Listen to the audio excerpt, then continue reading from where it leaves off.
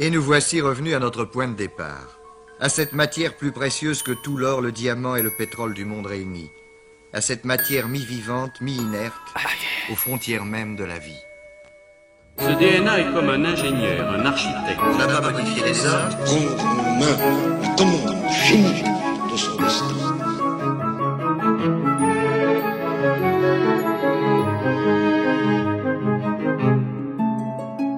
Bienvenue dans mon monde, professeur Malinki. Que nous réserve l'avenir?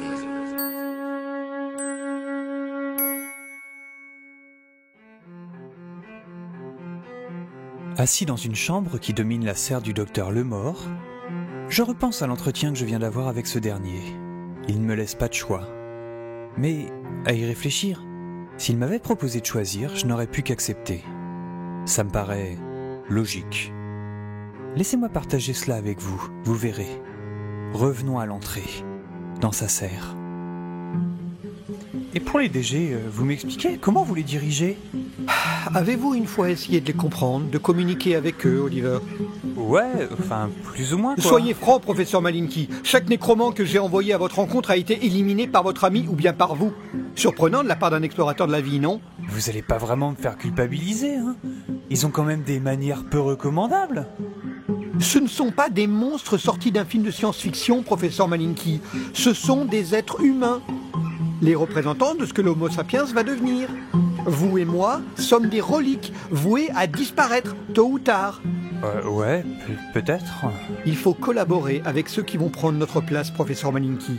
Ceux qui m'entourent l'ont bien compris et ont décidé de travailler avec moi. Comme quoi, devenir paparazzi, guerrier sanguinaire, cow-boy? Ne croyez pas si bien dire. Je les forme au maximum de métiers possibles. En entrant dans mon arche, vous êtes entré dans une petite ville où chacun a son rôle à jouer. Je n'en revenais pas. Cet homme remettait en doute tout ce que j'avais vécu depuis plus de 20 ans. À l'écouter, j'étais un meurtrier doublé d'un idiot qui n'avait pas su comprendre que la civilisation n'avait pas disparu, mais simplement changé. L'évolution pure et dure fait très mal quand on se la reçoit en pleine figure. Je comprends que Darwin ait eu des difficultés à faire adopter ses idées. Et vous prévoyez quoi comme rôle pour moi dans votre arche? Suivez-moi, professeur. Je vous conduis à mon bureau, vous allez comprendre.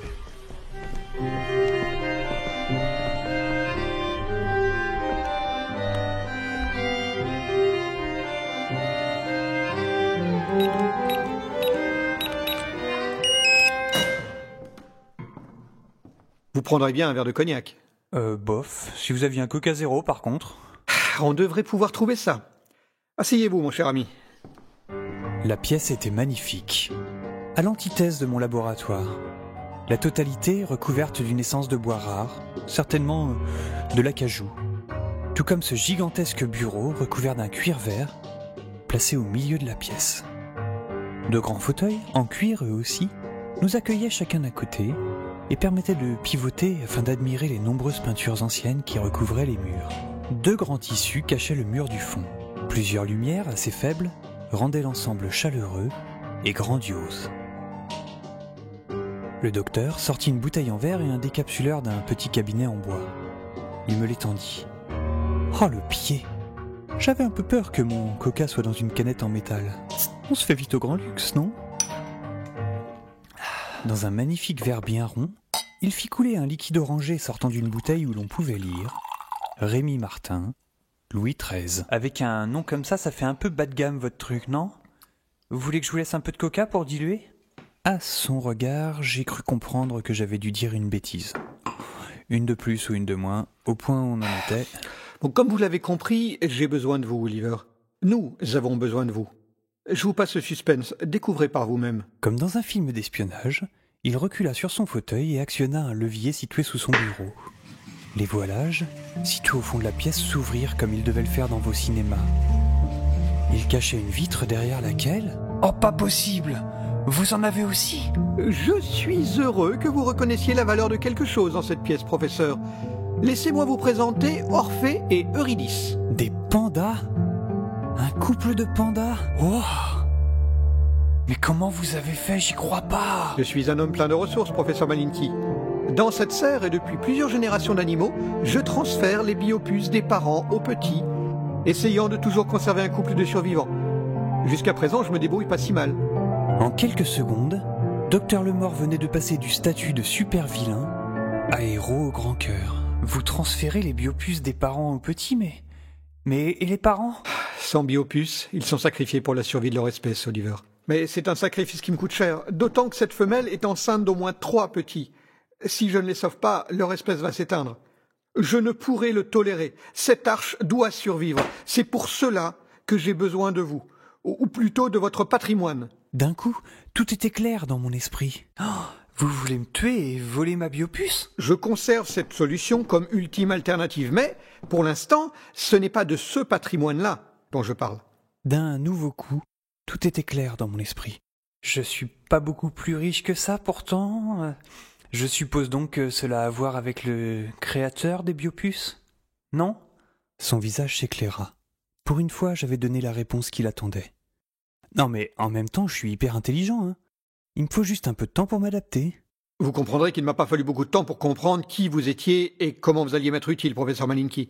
Mais j'ai plus de biopuces, on en a 4 pour le lab, on n'en a pas d'avance. Eh bien, voyez-vous, mon cher, c'est là que vous faites erreur.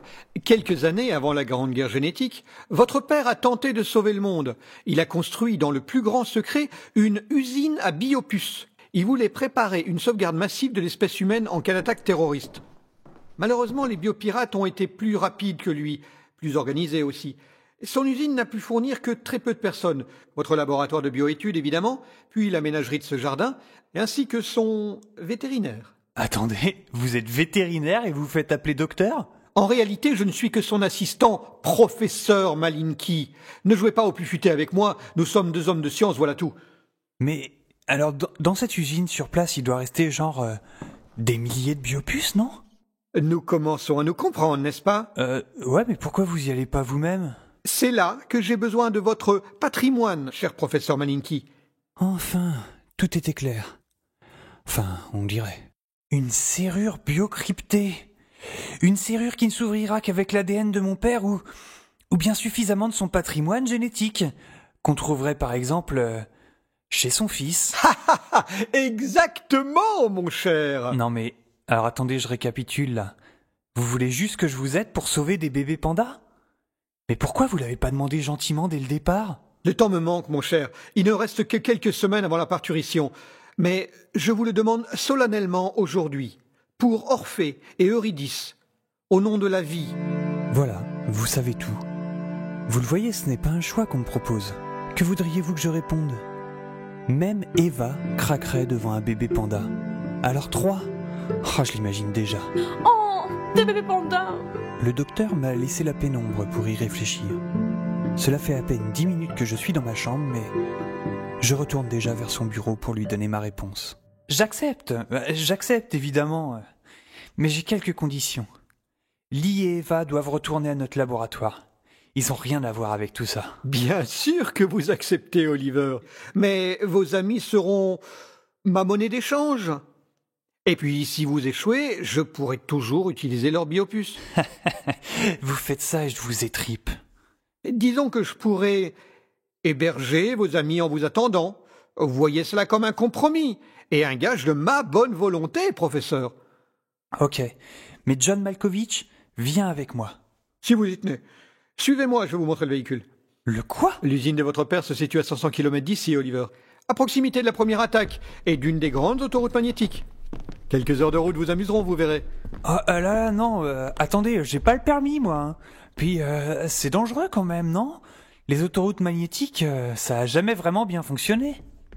Je commençais à hésiter. Est-ce que réellement je n'avais pas le choix? Ah, peut-être que si, non? Je sais comment vous empêcher de changer d'avis, Oliver. Admirez. Oh. Vous savez que si Eva n'était pas jalouse, je vous embrasserais sur le champ? Après les animaux et les pandas, je pensais que Dr Lemort ne pourrait pas me surprendre plus. Enfant, je n'avais jamais été intéressé par les voitures. C'était simplement pas mon truc. Enfin, à part une, et une seule. J'en avais le souffle coupé. Une DeLorean DMC-12 ? Oh, sans déconner, vous êtes sérieux ? Parfois, vous vous dites que vous êtes au bon endroit au bon moment. Que tout est exactement comme cela devait se passer. Bien sûr, Vous savez que cela ne durera pas éternellement. Mais vous savez une chose, il faut profiter. Profiter ? Oh, profiter. Quand est-ce que je pars, docteur ? Au prochain épisode, Oliver. ADN 2082.